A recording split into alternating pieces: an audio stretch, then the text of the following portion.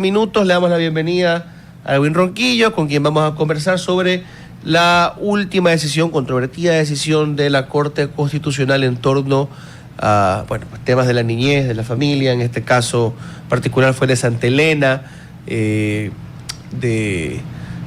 una menor de edad se identifica así trans, y las órdenes que se dieron al Ministerio de Educación de que genere protocolos para evitar la violencia contra estas infancias trans. Pero esto ha generado mucha controversia porque también algunos sienten que estos protocolos terminan implementando una visión, imponiendo una visión sobre la infancia, la identidad del género, que puede ir en contra de lo que defienden algunas familias en el país, ¿no?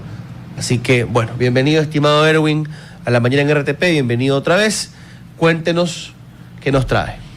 Muy buenos días. Primero que nada, muchísimas gracias nuevamente por la invitación y un saludo a todos quienes nos están viendo y escuchando por las plataformas de RTP. Sí, efectivamente, un poco para hacer memoria, esto se trata de una sentencia de la Corte Constitucional de noviembre del año anterior, que se denomina el caso Salinas, donde la Corte le manda al Ministerio de Educación a modificar, a ajustar sus protocolos para hacer un acompañamiento a lo que ellos denominan niñez trans.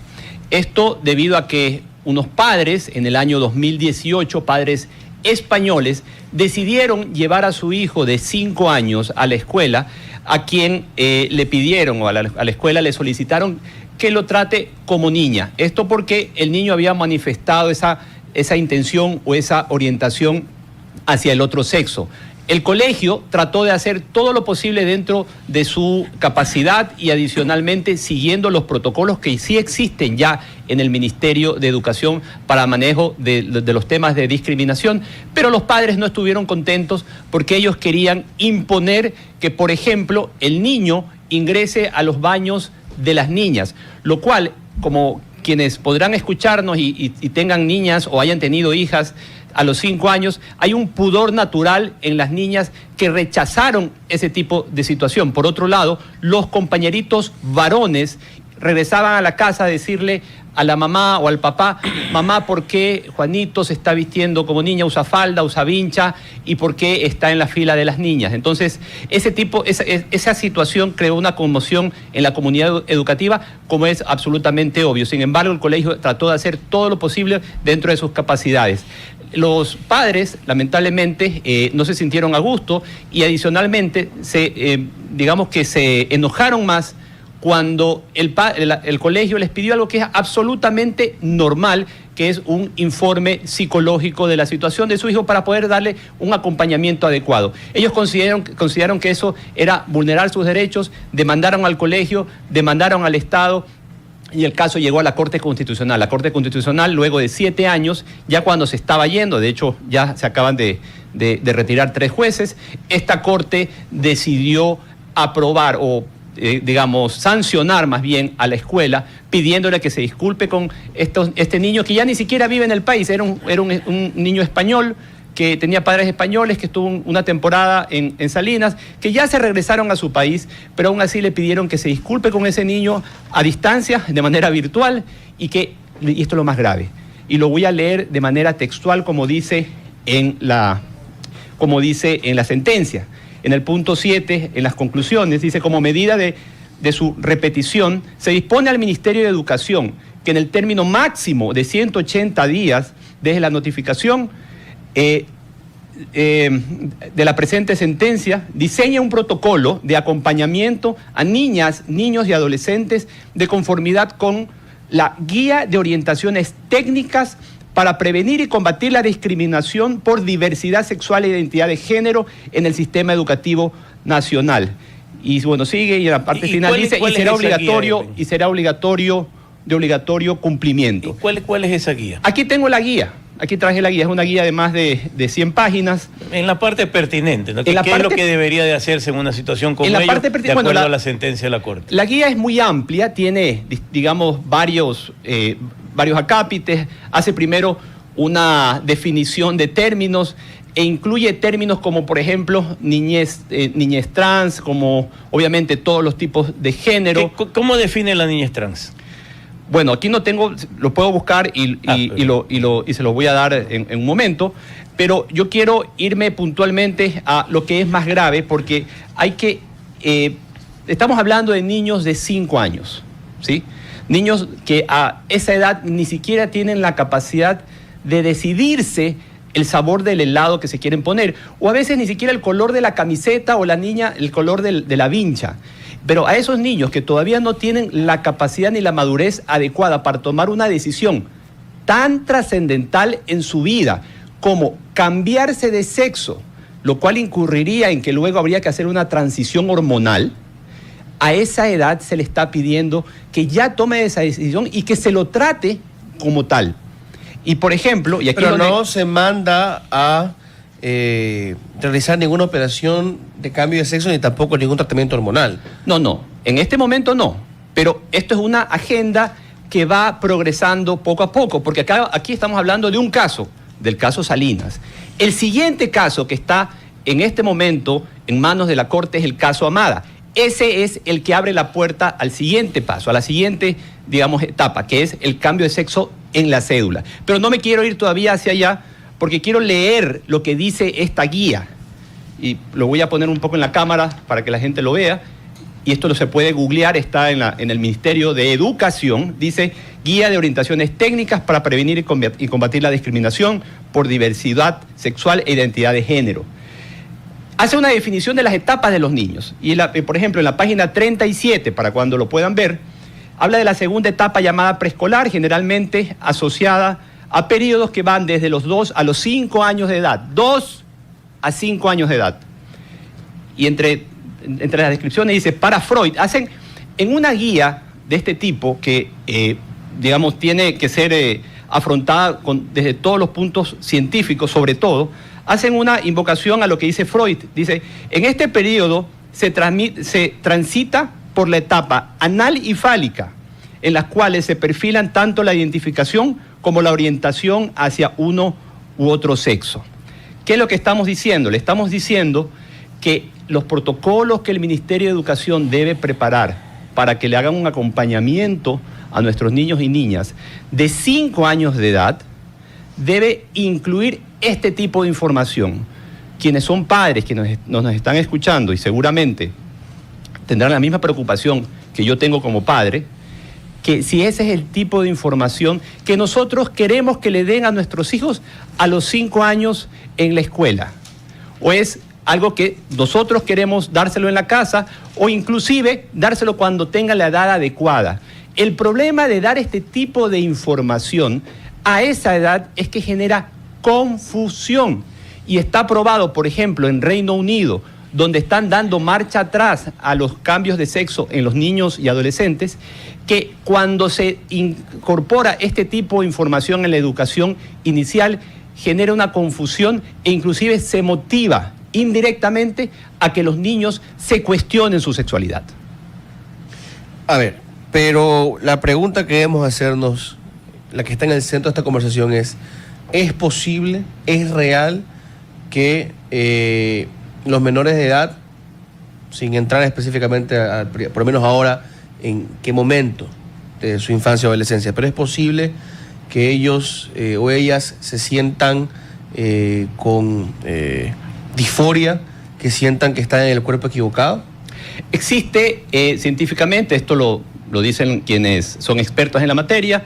Habría que invitar a un psicólogo o a una psiquiatra para que lo explique mucho mejor, pero aquí estamos hablando de lo que se conoce como la incongruencia de género, que es esta confusión que existe sobre el sexo con el que nacieron en los niños, que se da inclusive desde muy temprana pero por edad. Ejemplo, y eso, como usted dice, eso existe. Correcto. Y los expertos no lo llaman una patología ni una enfermedad hace mucho tiempo. Correcto. Lo consideran parte de la identidad y naturaleza de estas personas. Y yo estoy de acuerdo que también hay otro lado de esto, que mucha gente muchos menores que buscan la transición de alguna u otra forma, se arrepienten después. Así es. Y es un tema delicado. Pero hay dos realidades entonces, los que se arrepienten y los que no. Correcto. Mi pregunta es, ¿qué podemos hacer? Porque si simplemente los ignoramos a todos, también estamos, creo yo, haciendo un daño.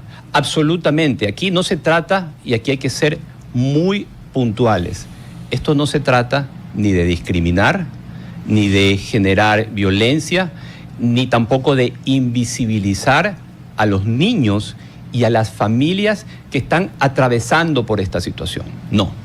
Esto se trata de que se le dé el adecuado acompañamiento, pero eso no es lo que dice esta sentencia. Esta sentencia lo que manda es a que se incorpore en los protocolos y en el sistema educativo este tipo de información como que si fuese una guía de cumplimiento absoluto para todo el sistema educativo, que es muy distinto a que se dé un acompañamiento a los casos específicos. Le voy a dar un ejemplo, César, y a quienes nos están escuchando.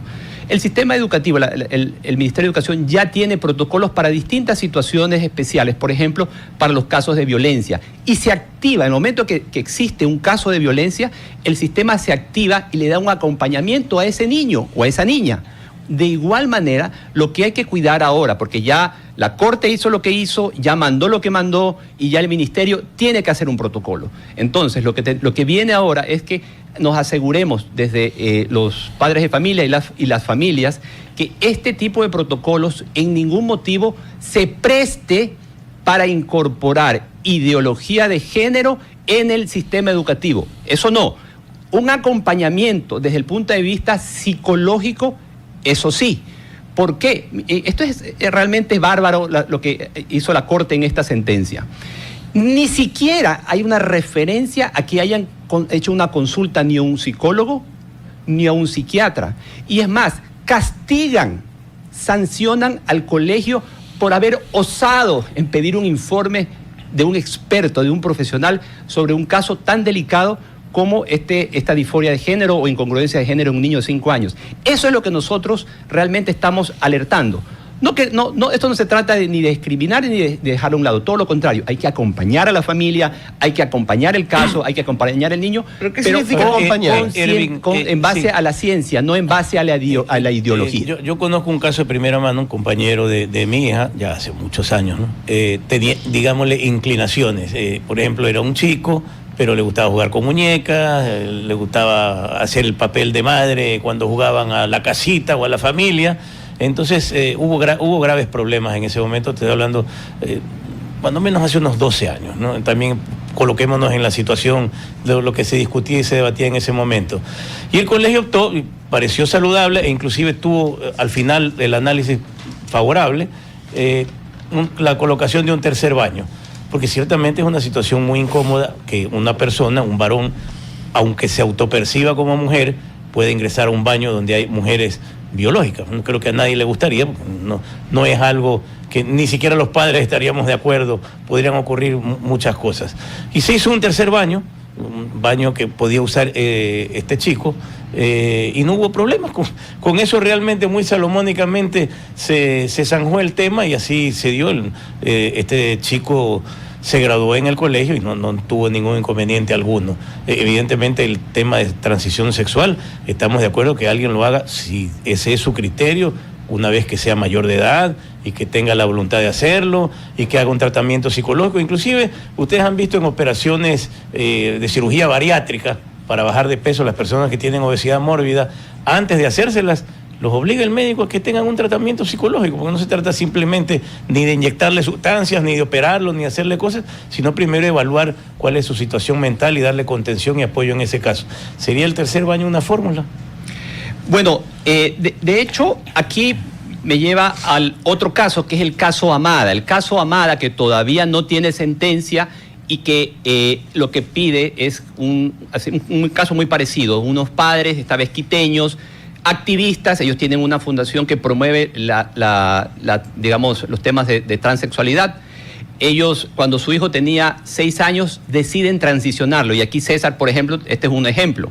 Ellos deciden transicionarlo a los 6 años de edad. ¿Sí saben lo que eso significa? Que a partir de los 6 años hormonal le comiencen a incorporar, a inyectar hormonas para que cuando llegue a la adolescencia ya se vea como niña. Y bueno, ellos lo hacen comienzan a los 6 años, a los 9, no conformes con su situación y de tomar la decisión como padres, lamentablemente a mí me parece un abuso sobre, inclusive aunque sea sus hijos, que hagan eso a un niño tan pequeño, pero bueno, es una decisión de esos padres. Pero eso está permitido que los médicos lo hagan, es un tratamiento permitido, legal. De hecho, se fueron a hacerlo fuera del país. Y en el país no está permitido. Regresan cuando tienen 9 años y van directamente al registro civil para que le cambien el sexo en la cédula a ese niño de 9 años. Entonces, obviamente, el registro no podía hacerlo porque eso es ilegal y demandan al registro civil, al Estado. El caso llega a la Corte Constitucional y actualmente está peleándose ahí. El niño ya tiene 16 años, vive en otro país, obviamente este es muy raro porque estas cosas vienen, siembran los casos y luego se van, pero si se aprueba, si la Corte aprueba el cambio de sexo en la cédula, algo que tiene varios problemas. Primero, que ya la Asamblea Nacional ya legisló al respecto, ya aprobó el cambio de sexo, pero para los adultos a partir de los 18 años cuando tienen pueden tomar sus propias decisiones, pero no para los niños. Aún así, la Corte está viendo este tema y que si se llega a aprobar, ahí sí abre la puerta para que luego esos mismos activistas, que son los que sembraron un caso, el caso Salinas, y ahora están en el caso Amada, luego lleguen a la Corte Constitucional nuevamente a decir, ¿sabes qué? Si ya el cambio de sexo en niños es legal, para acompañar ese cambio de sexo hay que permitir que el sistema de salud, el ministerio y el IES paguen y realicen estas transiciones hormonales, algo que en otros países ya se ha prohibido por todos los problemas que se están detectando y que le causan a los niños que a esa edad, a edades muy tempranas, le comenzaron a inyectar hormonas, que lo que básicamente saben que hace es que los esteriliza. Es decir, si una niña decidió, le dieron estos químicos, le inyectaron esto cuando era niña, y si luego se arrepiente, cuando sea más grande, nunca más va a poder concebir. Así que realmente es una situación gravísima que gracias a que la ciudadanía se ha comentado a levantar su voz, ya los 2 candidatos presidenciales se acaban de pronunciar, tanto Luisa González como Daniel Noboa, de que en su gobierno ellos no van a permitir ni los cambios de sexo en niños y que adicionalmente van a estar en contra de las posiciones proabortistas y adicionalmente de incorporar ideología de género en la educación. 9:31, ya casi 32. Le agradecemos, Erwin, por habernos acompañado aquí en la mañana en RTP. Le agradecemos a todos quienes nos han acompañado. Y un tema que hay que seguir discutiendo, ¿no? Erwin también ya es parte de aquí, de esta casa, así que lo tendremos prontamente para seguir la explicación, pero a mí me parece realmente aberrante que un niño no pueda tomarse un vaso de cerveza, pero sí pueda recibir un tratamiento hormonal que marcará el resto de su vida a tan temprana edad. Realmente son temas que solamente lo están manejando a través del activismo, sin ninguna responsabilidad para la niñez. Yo creo que es una discusión que tiene que ser profunda y siempre considerando la salud psicológica de física, los niños, espiritual, mental, física de un niño. Y que la solución igual nunca va a ser cerrar los ojos y decir aquí no ha pasado nada. Pues, tampoco vamos a hacer eso. Jamás.